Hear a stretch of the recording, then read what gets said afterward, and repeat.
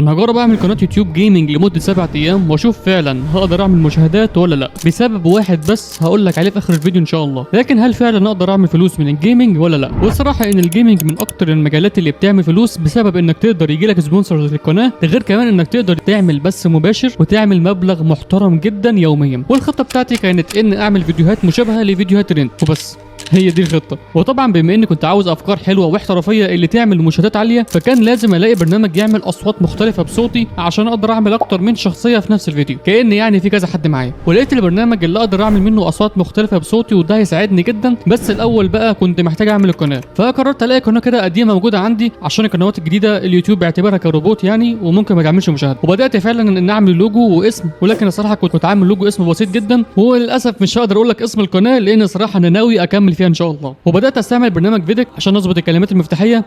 فدخلت سطبت البرنامج على جوجل اكستنشن، ودخلت على المنافسين وبدات اخد منهم الكلمات المفتاحيه، بان اخش على الفيديو بتاعهم وانزل كده تحت على الشمال والاقي كل الكلمات المفتاحيه اللي هم بيستعملوها، وبدات احطها في اعدادات القناه زي مثلا القناه واعدادات الفيديو، وبكده اكون عملت القناه. لكن بقى محتاج الاقي في اول فكره فيديو، فالصراحه قررت ان اخش على افضل 5 قنوات انا شايفهم افكارهم حلوه. وبعد يوم كامل لقيت اول فكره، وهي اني العب لعبه فالهايم لمده 10 ايام واحكي تجربتي الشخصيه بطريقه كده ممتعه، لان الصراحه ده الترند حاليا. فاولا دخلت الموقع ده عشان احمل برنامج ايزوس فويس اوفر من الموقع ده، وهتلاقيه في الوصف فوت عليه المثبت، لاني لقيت ان اقدر استعمل الاصوات في الالعاب او حتى البث المباشر وصناعه المحتوى او حتى مع اصحابي. وفي كمان نسخه مجانيه ولكنها محدوده يعني الصراحه، فتقدر تستعمل صوت واحد بس يوميا وتظبط صوت المايك تخليه احترافي، وتحط كمان مؤثرات صوتيه. ولو انت عاوز النسخه المدفوعه ففي اشتراك شهري او سنوي كمان، وده لو انت عاوز بقى تكون جيمر او صانع محتوى محترف. فبدات اخش الموقع وحملت البرنامج من الموقع ده، وعدلت الاعدادات دي عشان احط المايك بتاعي واظبط موضوع الصوت والمايك بتاعي. ولقيت فيه اصوات كتير جدا اقدر اخليها بصوت، زي الصوت ترامب مثلا، I want to say something new. او حتى ايلون ماسك واقول لكم I want to say something. وفي كمان سبونج بوب. I'm SpongeBob. واللي خدت بالي منه ان في اقسام زي القسم ده اللي فيه اصوات المشاهير، وفي كمان قسم الجيمنج اللي لقيت فيه كل الشخصيات المشهوره زي ايرون مان وسبايدر مان وحتى كمان فينوم. وحرفيا جات لي افكار جامده لتصوير الالعاب باستخدام البرنامج ده. واللي عجبني كمان ان اقدر استعمله وانا بتكلم مع صحابي في الديسكورد مثلا او الواتس او حتى كمان روبلوكس، او حتى كمان لو انا بعمل بث مباشر مثلا ولا حاجه، هقدر ان احط الاصوات اللي انا عايزها واتكلم بيها، ولكل صوت اقدر اعمل اختصار ليه عشان اشغله، بدل ما اخش على البرنامج يعني. فاني اخش على اليمين واعمل هنا اضغط على كلمه الكيبورد واحط الاختصار بتاعي، سواء مثلا شيفت حرف الاي او شيفت بي، ايا كان الاختصار اللي انا عايز اعمله، وساعتها ابدل الاصوات براحتي من غير ما اخش البرنامج. وتحت برضه كده هلاقي ان انا اقدر اعلي صوت المايك او حتى اقلله، او احط كمان صوت في الخلفيه زي البحر مثلا لو انا بتكلم بصوت سبونج بوب. اما على الشمال ففي حاجه اسمها الساوند بورد، وده فيه مؤثرات صوتيه كتير جدا زي دي مثلا، او حتى ده.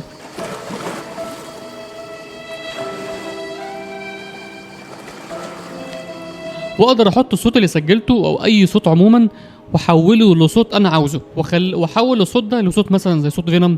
في الأيام الأخيرة بدأت تحصل هزات أرضية متكررة، مع ان مصر مش موجودة على حزام الزلازل العالمية. في الايام الاخيره بدات تحصل هزات ارضيه متكرره، وده خلى العلماء يقولوا هل فعلا الموضوع طبيعي ولا في سر محدش يعرفه. وكمان اقدر اخلي الصوت يطلع باي صيغه انا عاوزها زي MP3 او اي صيغه عموما يعني. واخيرا اقدر اعمل صوت خاص بيا مختلف عن باقي الاصوات، بان افعل الاصوات اللي عاوزها واعدل فيها براحتي عشان اعمل صوت مختلف تماما. فلو انت جيمر وبتعمل بث مباشر او حتى صانع محتوى محترف، فصدقني البرنامج ده هيفرق معاك جدا. وكمان تقدر تجرب البرنامج ده من الرابط في الوصف. ولكن بقى تعالى نرجع للفيديو. فبدات بعدها اصور اللعبه، وكان تحدي صعب بالنسبه لي ان احاول اعيش في العالم ده لمده 10 ايام بسبب الصراحه كميه الحاجات اللي موجوده فيه. وقعدت تقريبا يومين في التصوير عشان اقدر اخلص التحدي بتاع اللعبه. واخيرا بقى وصلت لمرحله المونتاج. فالصراحه بدات كده اعمل سكريبت مختصر عن التحدي اللي عملته في الفيديو بطريقه ممتعه شويه، وبعدها بدات اسجل صوتي بالسكريبت اللي عملته، وبدات اخيرا المونتاج. فحاولت اجيب اللقطات المناسبه للسكريبت اللي عملته عشان اعمل فيديو ملخص تقريبا 5 دقايق بس بدل 5 أو 4 ساعات تصوير. والحمد لله بعد تعب كبير جدا قدرت اعمل المونتاج. انا اصبحت خبير في البقاء على قيد الحياه، وده بسبب اني لقيت نفسي في عالم كبير جدا ووحوش اول مره اشوفها. اهلا بيك في فالهايم لمده 10 ايام. ولكن افتكرت حاجه، وهي ما تنساش اللايك والاشتراك لان ده بيساعدني جدا الصراحه. واخيرا عملت الفيديو ونزلته بعد اول يوم. صراحه كنت عاوز اعمل صوره مصغره احترافيه، فلقيت الصوره دي فعدلت عليها شويه وحطيت بس الكلمتين دول اللي هو يوم 1 واليوم العاشر. بس. وبعدها بعد اول يوم تقريبا او بعد تقريبا 10 ساعات الفيديو وصل ل 50 مشاهده، وانا بالنسبه للقناه بقالي يمكن سنه ما نزلتش فيها. الصراحه انا شايف دي نسبه كويسه جدا، فقررت بقى ابدا في عمل الفيديو الثاني. والصراحه كنت عاوز اعمل فيديو احسن من الفيديو الاول، ويكون عن لعبه رعب، وفي نفس الوقت اقعد فيها 24 ساعه واحكي تجربتي الشخصيه. وبدات التصوير فيها، وحرفيا قعدت اكتر من 4 ساعات تصوير لحد ما خلصت اللعبه. وبدات اعمل السكريبت اللي هو الملخص بتاعها يعني، عشان اقدر اخلي الاربع ساعات ل 10 دقائق بس. وفعلا بدات اتفرج على التصوير بتاعي، وفي نفس الوقت كنت بكتب السكريبت. وبعد يوم كامل سجلت السكريبت وبدات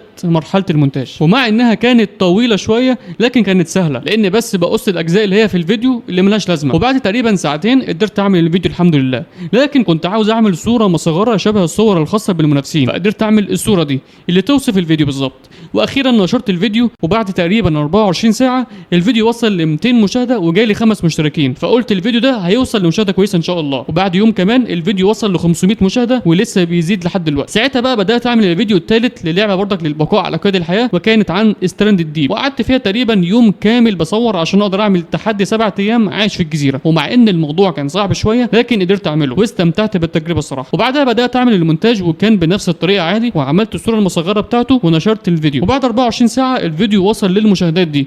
وبكده قدرت اعمل التحدي لمده 7 ايام. والبرنامج ده ساعدني جدا الصراحه، وعندي افكار كتير جدا اقدر استعمله بيه. والرابط هتلاقيه في الوصف والتعليق المثبت. ما تنساش طبعا اللايك والاشتراك، وشكرا على المشاهده وسلام.